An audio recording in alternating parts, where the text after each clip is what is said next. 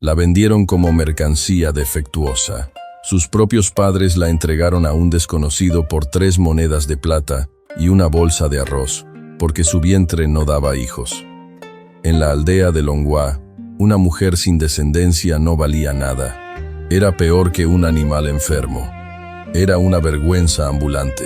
Pero el monje Liang lo supo, y lo que descubrió después cambiaría la vida de todos. La lluvia caía como lágrimas del cielo aquella noche de primavera, cuando los faroles rojos del templo Shaolin apenas iluminaban el camino de piedra que serpenteaba entre los bosques de bambú. El viento arrastraba el aroma a incienso y tierra mojada, mezclado con algo más oscuro, el olor a desesperación humana. Liang caminaba despacio, con las manos entrelazadas bajo las mangas de su túnica naranja marrón. La faja roja oscura que ceñía su cintura se mecía suavemente con cada paso. Sus sandalias golpeaban el suelo con un ritmo pausado, casi hipnótico. La pulsera de cuentas de madera en su muñeca derecha tintineaba apenas, como un susurro de oraciones antiguas. Tenía 38 años, pero su rostro mostraba una serenidad que parecía eterna. La cicatriz vertical que cruzaba su ceja izquierda era el único testimonio de una vida que alguna vez conoció la violencia. Ahora, sus ojos oscuros reflejaban únicamente paz, o eso parecía, porque Liang había aprendido algo que pocos monjes entendían. La paciencia también es una forma de guerra. Aquella mañana, antes de escuchar los gritos, Liang había visto otra cosa. Mientras barría el patio del templo, un carro cargado de sacos pasó por el sendero inferior rumbo a la mansión de Chen. No era raro, hasta que notó el detalle. Los sacos venían marcados con el sello de los graneros del pueblo, graneros que supuestamente estaban vacíos, según los impuestos. 2 guardias, armados, caminaban al lado del carro como si escoltaran un tesoro. Liang fingió no mirar, pero su mente lo guardó como se guarda una espina en la piel. Esa misma mañana, mientras barría el patio del templo, había escuchado los gritos. Venían desde la mansión del noble Chen, al otro lado de la montaña.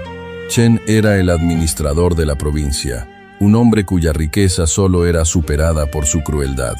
Controlaba las cosechas, los impuestos, las tierras, controlaba vidas, y ahora estaba destruyendo una. ¡Ladrona! ¡Vil ladrona! La voz del noble Chen atravesaba el aire como un cuchillo. Liang había dejado la escoba y caminado hacia el borde del templo, donde podía ver la mansión a lo lejos. Una multitud se había congregado frente a las puertas de madera lacada en rojo. Antorchas, gritos, violencia contenida a punto de estallar. La encontraron con el jade de la señora Chen escondido en su habitación. Que la azoten, que la encierren. Liang entrecerró los ojos. Había algo en esos gritos que no encajaba. Conocía el sonido de la verdadera indignación. Y esto era diferente. Esto era teatro. Esto era orquestado. La multitud no gritaba por justicia. Gritaba por miedo. Liang pudo ver caras tensas. Campesinos que debían dinero. Comerciantes que dependían de permisos, mujeres que apretaban a sus hijos contra el pecho. Nadie quería ser el siguiente. ¿Quién estaba siendo acusada? ¿Y por qué los aldeanos participaban con tanto fervor en su condena? Una figura pequeña fue arrojada desde las puertas de la mansión. Cayó sobre el barro, y la multitud retrocedió como si fuera veneno. Era una mujer joven, no más de 25 años. Su ropa sencilla de empleada doméstica estaba rasgada y manchada. Su cabello negro colgaba sobre su rostro en mechones húmedos y sucios. «Fuera de mi casa». El noble Chen apareció en el umbral, vestido con sedas doradas que brillaban obscenamente bajo el sol. «Y que todos sepan que quien robe en mi hogar no encontrará piedad». La mujer no se levantó. Simplemente se quedó allí, de rodillas en el lodo, temblando. No lloró, no suplicó, solo temblaba, como una hoja en la tormenta. Y algo dentro de Liang se tensó. «El templo no juzga antes de conocer la verdad», murmuró para sí mismo, pero sabía que sus palabras no importaban. En Longhua, La palabra del noble Chen era ley, y esta mujer ya estaba condenada. La multitud se dispersó lentamente, con murmullos y miradas de desprecio hacia la figura caída. Nadie la ayudó, nadie se acercó. Cuando el último aldeano se fue, la mujer finalmente intentó ponerse de pie. Sus piernas cedieron 2 veces antes de lograrlo. Liang observó cómo ella caminaba, arrastrando los pies, hacia el bosque, no hacia el pueblo, hacia la nada. Pero antes de perderse entre los bambúes, Yuhua se detuvo un instante, levantó la mirada, y por un segundo miró hacia el templo, como si buscara un lugar imposible en el mundo. Sus ojos se cruzaron con los de Liang a la distancia. No fue una súplica, fue algo peor, una despedida. ¿A dónde podía ir una mujer acusada de robo en una aldea donde todos la conocían? El monje regresó a sus tareas, pero su mente no encontraba paz. Durante la meditación de la tarde, vio su rostro. Durante la cena frugal de arroz y verduras, escuchó sus temblores. Durante la oración nocturna, sintió su desesperación. Algo no encaja, se dijo finalmente, cuando la luna ya había alcanzado su punto más alto. Se puso de pie y tomó su capa de lana. Salió del templo sin hacer ruido, descendiendo por el camino de montaña que pocos conocían. La niebla se había levantado entre los árboles, espesa y fría. Los grillos cantaban su sinfonía eterna. En algún lugar lejano, un búho ululó. Liang sabía a dónde ir. Había una casa abandonada en el límite del bosque, una estructura que alguna vez perteneció a un granjero antes de que la sequía lo arruinara. Nadie vivía allí desde hacía años. Era el refugio perfecto para alguien sin opciones. Y tenía razón. A través de la niebla, vio la silueta de la casa. Las paredes de madera estaban podridas en algunos lugares, y el techo de paja tenía agujeros por donde se filtraba la luz de la luna. Pero había algo más, un resplandor tenue desde el interior. Una vela. Liang se acercó en silencio, con pasos que no hacían ruido sobre las hojas húmedas. Se detuvo junto a una ventana rota y miró hacia adentro. Lo que vio le partió el corazón. La mujer estaba sentada en el suelo de tierra, con la espalda contra la pared. Tenía los ojos cerrados y las manos sobre su regazo, pero no estaba sola. 3 niños dormían acurrucados a su alrededor. 3 niños pequeños, sucios, delgados, vestidos con trapos. No podían tener más de 6 años el mayor, tal vez 3 el más pequeño. Dormían profundamente, ajenos al frío, ajenos a la miseria, ajenos a que su madre había sido destruida ese día. Liang sintió cómo su respiración se detenía. «Tiene hijos», susurró. «Tiene 3 hijos». Pero ella había sido vendida por sus padres porque era infértil. Eso era lo que el noble Chen había proclamado cuando la contrató. Una mujer estéril, que no sería distracción, que no causaría problemas. Una empleada perfecta. Entonces, ¿de dónde venían estos niños? La respuesta golpeó a Liang como un puño en el estómago. No eran suyos por sangre. Los había encontrado, los había salvado, los había escondido. Liang observó un detalle más, uno que nadie más habría notado. El mayor de los niños tenía una tos seca, intermitente.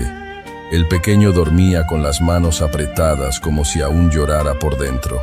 Y la niña del medio tenía una marca en la muñeca, una vieja soga, como si alguien la hubiera atado alguna vez. Yuhua no solo los había recogido, los había rescatado del infierno, igual que ella. Y ahora el noble Chen la había expulsado, sabiendo que tenía bocas que alimentar, sabiendo que no tenía a dónde ir, sabiendo que moriría lentamente de hambre y desesperación. ¿Por qué? Liang retrocedió hacia la oscuridad del bosque, con la mandíbula tensa. Regresó al templo antes del amanecer, pero no durmió. Se sentó en posición de loto frente al altar de Buda, con las manos sobre las rodillas, y cerró los ojos. La verdad camina lenta, pero llega, murmuró, y comenzó a investigar. Durante los días siguientes, Liang visitó el mercado, habló con comerciantes, escuchó rumores. Hizo preguntas que parecían inocentes pero que revelaban verdades ocultas. Pero no fue fácil. Cuando preguntaba por Yuhua, algunos bajaban la voz. Otros se apartaban como si su nombre trajera mala suerte. Un panadero incluso se persignó y murmuró: «No la nombres, monje. Chen escucha hasta lo que no se dice». Liang también notó otra cosa. El mercado estaba raro. Arroz a precio de oro, sacos desapareciendo, campesinos con las manos vacías. Y, aún así, los carros hacia la mansión de Chen seguían subiendo cada mañana. Descubrió que el jade robado no era de la señora Chen. Era una falsificación barata que el noble había comprado en el mercado negro para incriminar a la mujer. Descubrió que ella se llamaba Yuhua, que había trabajado en la mansión durante 2 años sin un solo problema. Descubrió que Chen la había acosado repetidamente, exigiendo favores que ella siempre rechazó. Y descubrió algo más. Yuhua había visto algo que no debía. Una noche, mientras limpiaba los pasillos de la mansión, había escuchado voces desde el estudio del noble, voces de hombres conspirando, voces que hablaban de impuestos desviados, de graneros vacíos vendidos como llenos, de campesinos estafados, voces que nombraban funcionarios corruptos de la capital. Chen la había visto espiando y decidió destruirla antes de que hablara. Pero no contaba con que Yuhua tuviera 3 razones para sobrevivir, ni con que un monje la estuviera observando. Liang regresó a la casa abandonada al tercer día. Esta vez llevaba un cesto con arroz, verduras secas, mantas y medicina. Llamó a la puerta con 3 golpes suaves. Silencio. Luego, pasos pequeños. La puerta se abrió apenas una rendija, y un par de ojos infantiles lo miraron con terror. «No tengas miedo», dijo Liang con voz suave. «Soy del templo Shaolin. Vengo a ayudar». El niño no respondió, pero tampoco cerró la puerta. Liang dejó el cesto en el suelo. «Esto es para ustedes. No tienen que hablar conmigo. Solo coman. Abríguense. Voy a regresar». Se dio la vuelta y comenzó a caminar. Pero antes de alejarse, escuchó una voz quebrada desde el interior. «¿Por qué?» Liang se detuvo sin voltear. «Porque el templo no juzga, pero la verdad sí». Durante la semana siguiente, Liang visitó la casa cada noche. Nunca entró, solo dejaba provisiones y se marchaba. Pero cada vez, Yuhua le hablaba un poco más. Una noche, la escuchó llorar sin sonido. No era el llanto de una mujer por ella misma.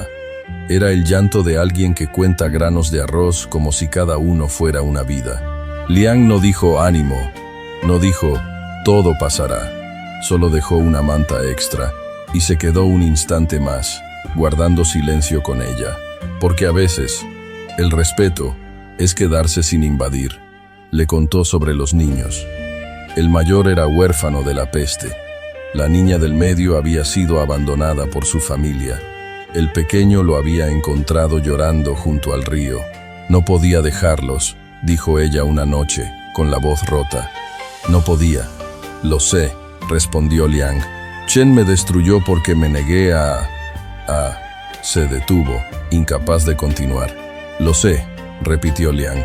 Y esta vez, su voz llevaba algo que ella no había escuchado en semanas. Furia contenida. «¿Qué vas a hacer?», preguntó Yuhua. Liang sonrió levemente, y la cicatriz en su ceja pareció más profunda bajo la luz de la luna. «El karma no necesita espada, solo tiempo». Liang pasó los siguientes días reuniendo pruebas. Habló con comerciantes que habían vendido el jade falso a Chen. Habló con sirvientes de la mansión que confirmaron el acoso. Habló con campesinos que habían sido estafados con los impuestos. Y ahí apareció el primer verdadero obstáculo. Un comerciante, el que había vendido el jade falso, lo negó todo. Temblaba tanto que no podía sostener el tazón de té. «Yo no sé nada», repetía, mirando a cada esquina como si hubiera ojos escondidos en la madera. Liang no lo presionó, solo dijo: «El miedo envejece el alma antes que el cuerpo», y se marchó. Esa misma noche, Liang encontró una piedra frente a la puerta del templo. En ella Una marca, el sello de la mansión Chen, grabado como amenaza. Chen ya sabía que alguien se movía, y luego, cuando tuvo suficiente, hizo algo inesperado. Fue directamente a la mansión del noble Chen. El administrador lo recibió con una sonrisa condescendiente. «Monje Liang, qué honor. ¿Qué trae a un hombre santo a mi humilde hogar?» Liang inclinó la cabeza con respeto. «Vengo a hablar sobre justicia». Chen rió. «La justicia ya fue servida, monje. La ladrona fue expulsada. El asunto está cerrado». «¿Cerrado?» Liang levantó la mirada. Sus ojos ya no mostraban serenidad, mostraban acero. ¿Cómo puede estar cerrado cuando la verdad aún no ha hablado? Chen dejó de sonreír. «Ten cuidado con tus palabras, monje. Incluso el templo Shaolin tiene límites en esta provincia. Y tú tienes límites en este mundo», respondió Liang. «Condenaste a 3 niños a morir de hambre. Acusaste a una mujer inocente para ocultar tus crímenes. Compraste jade falso para incriminarla. Y todo porque ella vio lo que no debía». El rostro de Chen palideció. «No tienes pruebas». Liang sonrió. «¿No? Los comerciantes están dispuestos a testificar. Los sirvientes están dispuestos a hablar. Los campesinos están dispuestos a enfrentarte. Y yo estoy dispuesto a llevar esto ante el magistrado de la capital». Chen se levantó de golpe, derribando su silla. «Estás muerto, monje. Muerto». Liang no se movió. No por valentía, por disciplina, porque sabía algo que Chen no entendía. El que grita ya perdió el control. «Quizás», dijo Liang con calma, «pero tú caerás primero». Y se marchó. Los días siguientes fueron una tormenta. Chen intentó sobornar a los testigos, amenazó a los campesinos, envió matones al templo. Uno de esos matones entró al patio al anochecer, escupió al suelo y dijo: «La compasión te va a costar caro, monje». Liang siguió barriendo, como si nada. El matón se rió, hasta que vio la mirada de Liang. No era odio, era certeza. Y eso asusta más. Pero Liang ya había enviado cartas a la capital, con copias de cada testimonio, cada prueba, cada nombre. Y cuando el magistrado llegó, rodeado de guardias imperiales, fue directo a la mansión de Chen. El juicio fue público. Toda la aldea se congregó en la plaza central. Chen llegó con su arrogancia intacta, vestido con sus sedas doradas, esperando comprar su libertad como siempre había hecho. Pero Liang estaba allí, y junto a él, Yuhua. El magistrado leyó las acusaciones: fraude, acoso, conspiración, difamación. Los testigos hablaron uno por uno. Los comerciantes mostraron los recibos del jade falso. Los sirvientes confirmaron el acoso. Los campesinos expusieron las estafas. Chen gritó, amenazó, suplicó, pero la verdad había llegado. Fue despojado de su título. Sus propiedades fueron confiscadas. Fue enviado a prisión para esperar juicio en la capital por sus crímenes mayores. Y Yuhua fue declarada inocente. La multitud que días atrás la había condenado, ahora murmuraba avergonzada. Algunos se acercaron a pedir perdón. Ella los miró con ojos vacíos y simplemente se dio la vuelta. Liang la acompañó de regreso a la casa abandonada.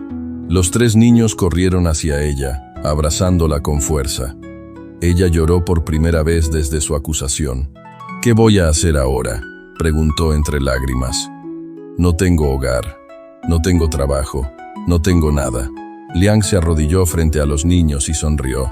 «El templo Shaolin siempre necesita ayuda en la cocina. Y tiene habitaciones para familias que buscan refugio». Yuhua lo miró con incredulidad. «¿Me estás ofreciendo?» «Un hogar», dijo Liang. «Para los 4». Ella cayó de rodillas, incapaz de hablar. «Pero tiene una condición», añadió Liang. Su sonrisa se amplió. «Los niños deben aprender a leer. Deben estudiar. Deben crecer sabiendo que el mundo puede ser cruel, pero también puede ser justo». Yuhua asintió, llorando y riendo al mismo tiempo. «Gracias, gracias, gracias». Liang se puso de pie y miró hacia la luna que comenzaba a asomarse entre las nubes. No me agradezcas a mí, agradece a tu propia fuerza. Fuiste vendida como mercancía, acusada como criminal, abandonada como basura, pero salvaste a 3 niños, soportaste la tormenta y sobreviviste. Extendió su mano. Ahora levántate y enséñales a tus hijos que la paciencia también es una forma de guerra. Yuhua tomó su mano y por primera vez en años sintió algo que había olvidado: esperanza.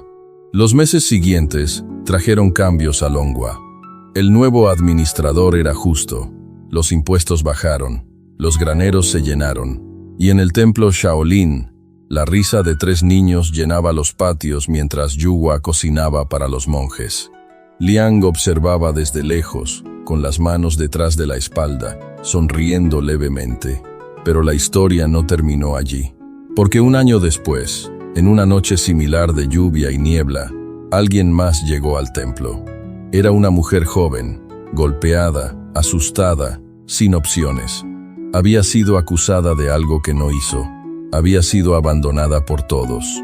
Y cuando Liang abrió la puerta, Yuhua ya estaba allí, sosteniendo un cesto con comida y mantas. «Yo la cuido», le dijo a Liang. El monje asintió, porque había aprendido una verdad que pocos comprenden. El sufrimiento puede destruirte o puede convertirte en el refugio que alguien más necesita. Y mientras la lluvia caía sobre el templo Shaolin, Liang cerró los ojos y sonrió. El karma no necesita espada, solo tiempo, y a veces solo necesita un corazón que se niegue a rendirse. La cicatriz en su ceja brilló bajo la luz del relámpago. Y la historia de Yuhua se convirtió en leyenda, no como la mujer que fue vendida, sino como la mujer que salvó a 3 niños del abismo y luego salvó a muchos más. Porque la verdad camina lenta, pero siempre llega. Y cuando llega, cambia todo.